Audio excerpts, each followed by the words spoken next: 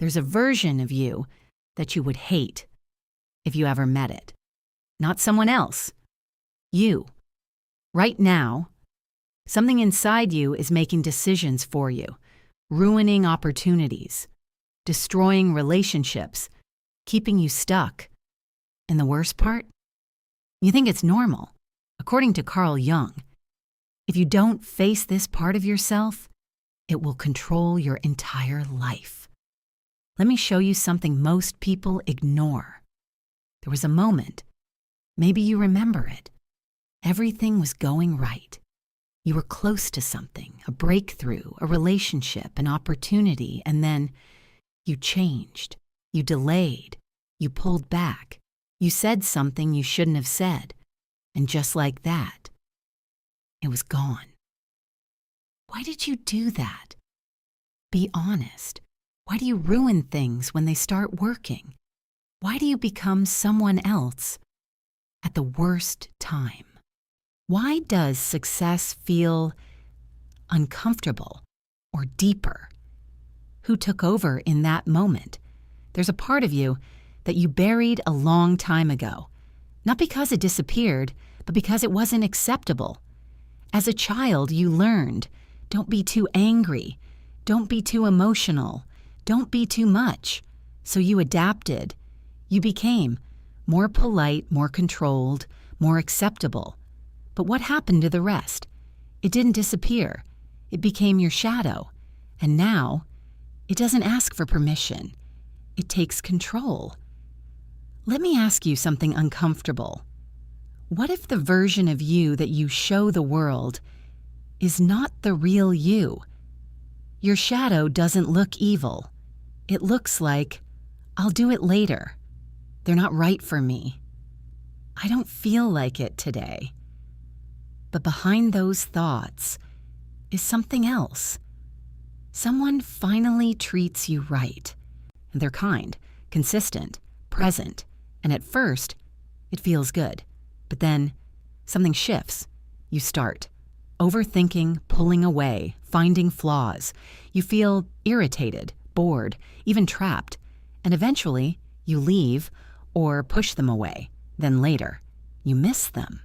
Why? Why does something healthy feel wrong and something toxic feel familiar? Because your shadow is comfortable with what it knows, even if it hurts you. Carl Jung said, until you make the unconscious conscious, it will direct your life, and you will call it fate. You say, this always happens to me. I keep attracting the same people. But what if you're not attracting it, you're repeating it? Here's where it gets real. Shadow is not just weakness. Fear, it also contains aggression, jealousy, control, darkness. Things you don't want to admit. Be honest. Are you as good as you think you are? Or have you just learned to hide parts of yourself better? The traits you hate in others are often reflections of your shadow, that person you call selfish, fake, manipulative. Ask yourself, where does that exist in me? A woman constantly says, I hate arrogant people. But deep down, she feels invisible, unseen, powerless. So when she sees confidence, it triggers something inside her. Not because it's wrong, but because it's denied within her. If this is making you uncomfortable, good. Because most people will run from this. Most people will click off and go back to distractions. But if you're still here, you're starting to see what others refuse to see. So subscribe now, because this is where real self-awareness begins, and it only gets deeper from here. You can ignore your shadow, but you can't escape it, because it shows up as your reactions, your patterns, your decisions. You don't control it. It controls you right now. As you're watching this, what part of you is resisting this message? Here's the shift. You don't destroy your shadow. You integrate it. Step 1, awareness. Every trigger is a message. Instead of reacting, ask, what is this revealing about me? Step 2, own it. Stop saying, that's not me. Start saying, that is me too. Step 3, control through acceptance. The moment you become aware, the shadow loses control. Most people will never do this. Why? And because it requires something rare, brutal honesty, not comfort, not validation, truth. So the next time you say, this always happens to me, stop and ask yourself, or am I the one making it happen? And here's the part no one wants to admit. The relationships you lose, the opportunities you destroy, the patterns you repeat. It was never them. It was never your circumstances. It was never bad luck. It was you. And until you face that, nothing will change. Here's something most people don't realize. Your shadow doesn't stay the same. It grows every time you ignore it, every time you suppress it, every time you pretend it's not there. It gets stronger. Think about this carefully. Why do your reactions feel more intense over time? Why do small things trigger bigger emotions now? Why does it feel harder to control yourself than before? It's not random, it's pressure, like something building beneath the surface. What if the part of you you're trying to control is the part that's actually controlling you? Let me show you how this plays out. There's someone who prides themselves on being calm. They never get angry. They avoid conflict. They stay nice.